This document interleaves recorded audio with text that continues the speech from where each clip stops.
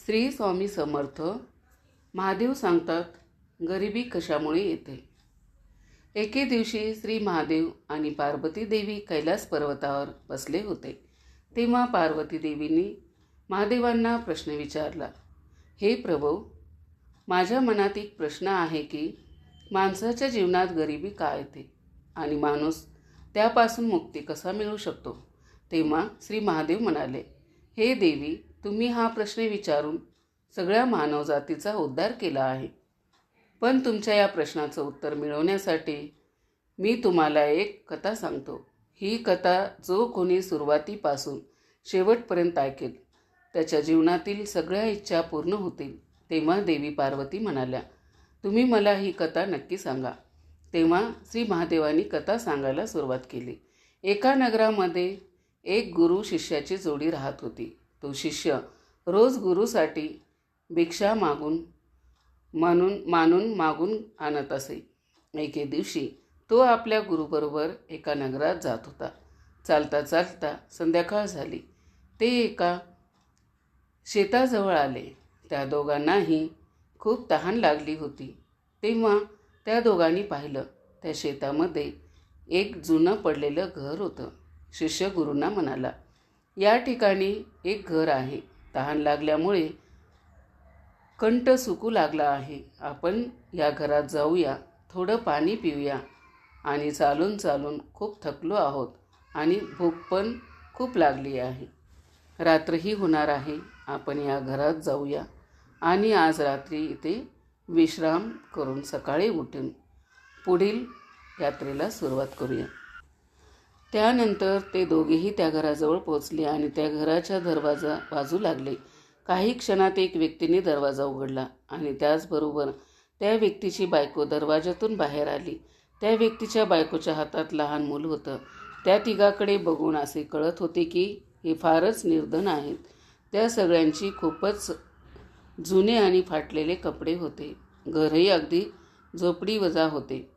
तेव्हा गुरुजी त्या व्यक्तीला विनम्रपणे म्हणाले, आम्हाला पिण्यासाठी थोडे पाणी मिळेल का?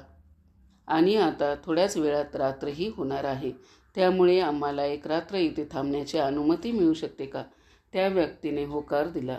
पण खाण्यासाठी काही मिळणार नाही असे मात्र सांगितले. तो व्यक्ती आतून पाणी घेऊन आला आणि त्या दोघांना दिलं. शिष्य आणि त्यांच्या गुरूंनी पाणी ग्रहण केलं.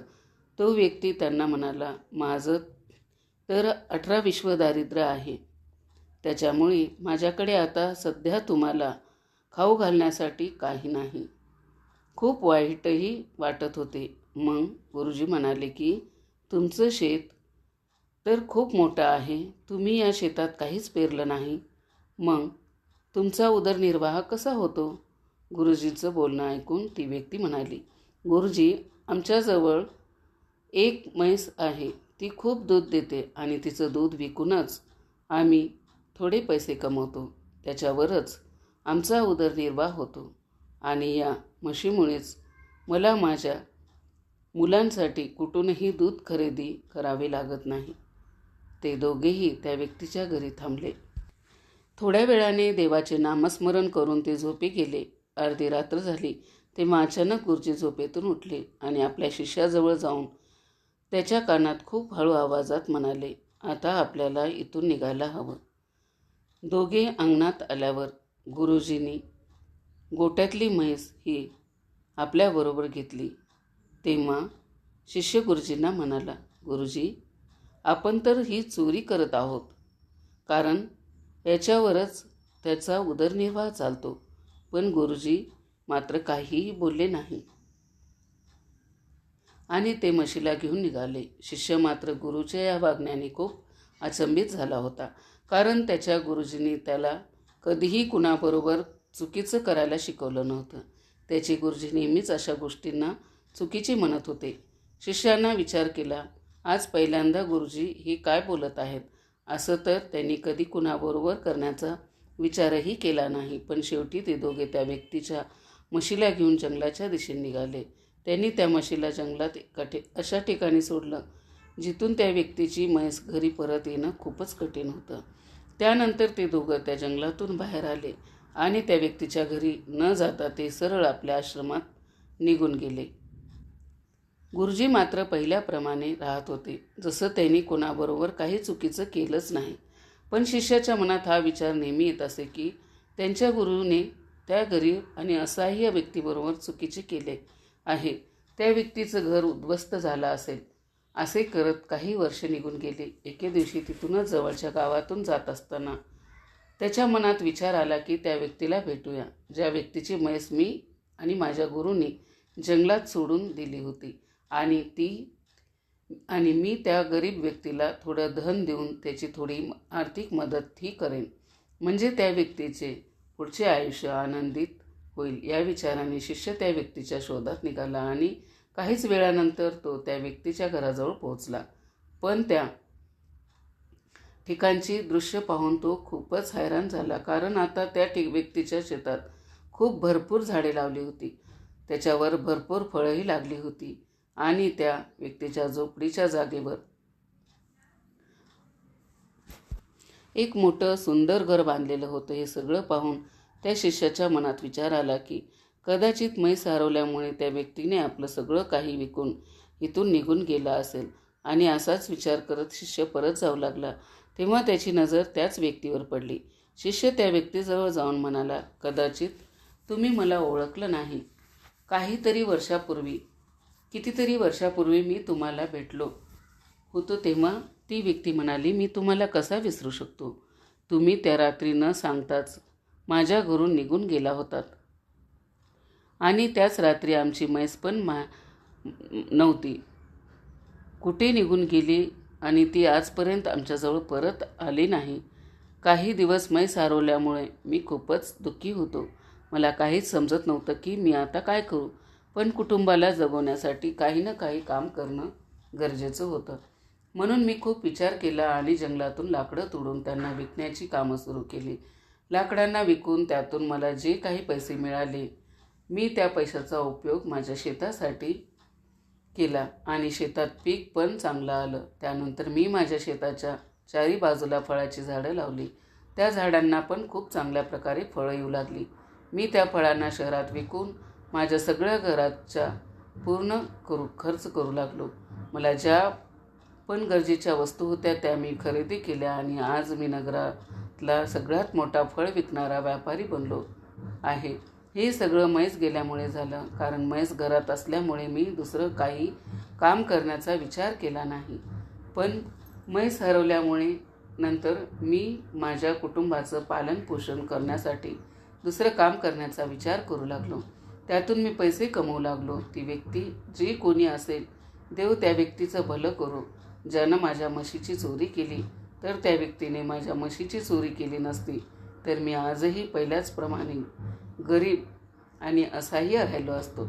पण बघ, आज मी माझ्या आयुष्यात खूपच आनंदी आहे आणि नगरातला सगळ्यात मोठा व्यापारी आहे.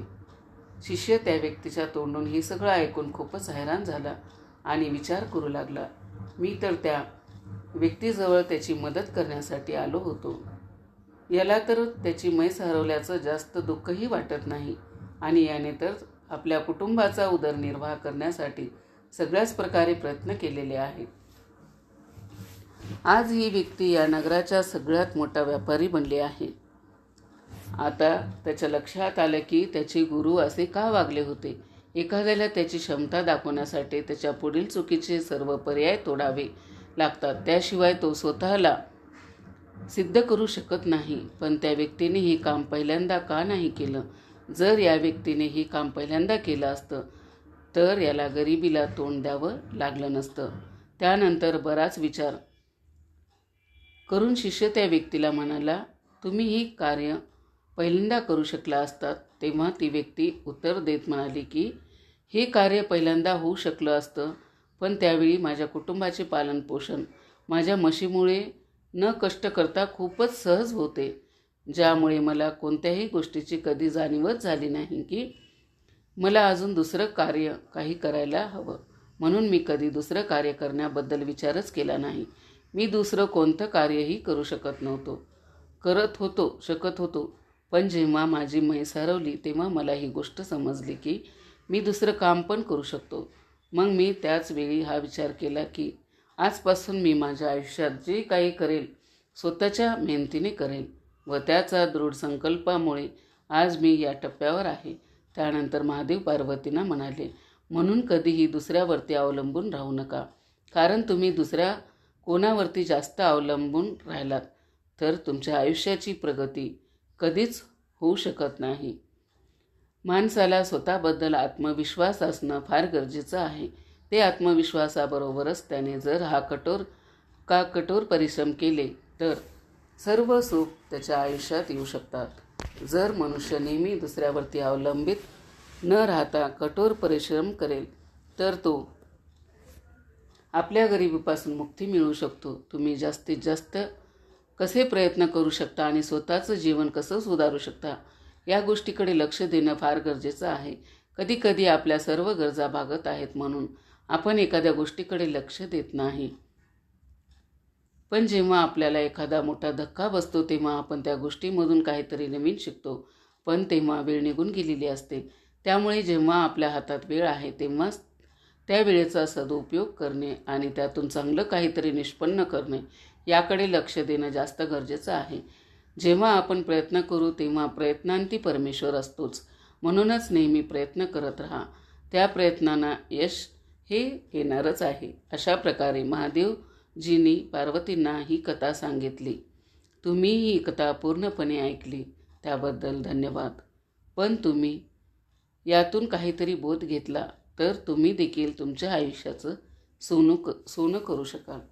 मैत्रिणींनो, कसा वाटला व्हिडिओ कमेंट करून नक्की सांगा. चॅनलवरती जर नवीन असाल तर चॅनलला सबस्क्राईब करा.